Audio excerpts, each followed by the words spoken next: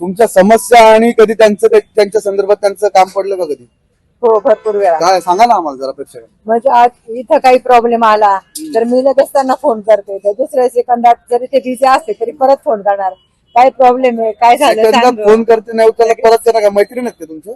लहानपणापासून आम्ही एकत्रच आहे ना, लहानाचे अच्छा. मोठे एकत्रच झालो आम्ही. मग काय त्यांच्याबद्दल काय आता उमेदवार म्हणून लोकांना जर नक्की ऐकून भेटेल ना की तृप्ती संतोष भरणे नेमक्या वैयक्तिकरित्या कशा आहेत, स्वभावानं कशा आहेत? स्वभाव खूप छान आहे त्यांचा, प्रत्येक वेळेस सगळ्यांच्या मदतीला जातात त्या. बरं. आणि त्या पण पेक्षा दादा पण तसेच आहे. दादांना काही पण अडचण असू दे, आपली ती अडचण सॉल्व्ह होणार, म्हणजे साक्षात ते स्वामी समर्थच आहे माझं बापू, सांगते. मग असा एखादा अनुभव सांगा आम्हाला. माझ्या मुलीला ऍडमिशन घ्यायचं होतं कॉलेजमध्ये, मग तिला मार्क्स पण छान होते, 75% होते तिला. मग तिचा नंबर कुठेच लागला नाही. मग मी दादांना सांगितलं की नाही का एवढे मार्क्स असून पण नंबर नाही लागला.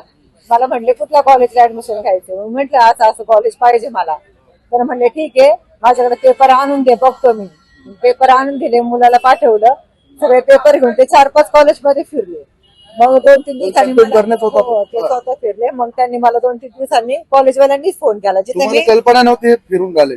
मला सांगितलं ना त्यांनी, मी माझ्या मुलीचे पेपर दिले ना, बरं. मग ते घेऊन पेपर फिरले, कारण तेव्हा सगळे ऍडमिशन फुल पण होते, सगळ्या प्रोसेस झालेलं होतं. सगळे म्हणले नाही होणार काही, आता डायरेक्ट पुढच्याच वर्षी. पण मला माहिती होतं दादा करणार म्हणजे करणार.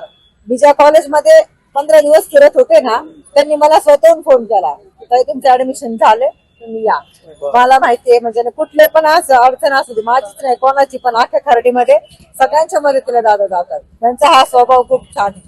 माझा दादा जातात म्हणून मत कोणाला पण दादांनाच. दादा उभेच नाहीत ना. दादांचे मेसेज आहेत ना. बरं, मग तुमचं मत कोणाला? आमचं मत तृप्तीताई संतोष भरणे आणि त्यांचा पूर्ण पॅनेल, सुरेंद्र दादा, पूर्ण भाजपला. हो, तुम्ही इथं वडापाव येतात, भरपूर लोक दिवसभर तुमच्या इथे येतात, लोकांशी कधी राजकारणावर चर्चा होते काय? लोकांचं मत काय? तुम्ही तर समजा कमळ दाबून मोकळा झाला, लोकांचं मत काय? प्रत्येकांच्या तोंडून कमळाची चर्चा आहे, कमळच निवडून येणार भाजप. विकासच तेवढा केला आणि इथून पुढे पण इथं विकास होण्याची जी गरज आहे ना, ती पण ते त्यांच्याकडेच पूर्ण होऊ शकते आणि ते 100% येणार म्हणजे येणार. आणि दादा ताई हा पूर्ण एरियासाठी देव माणूस आहे.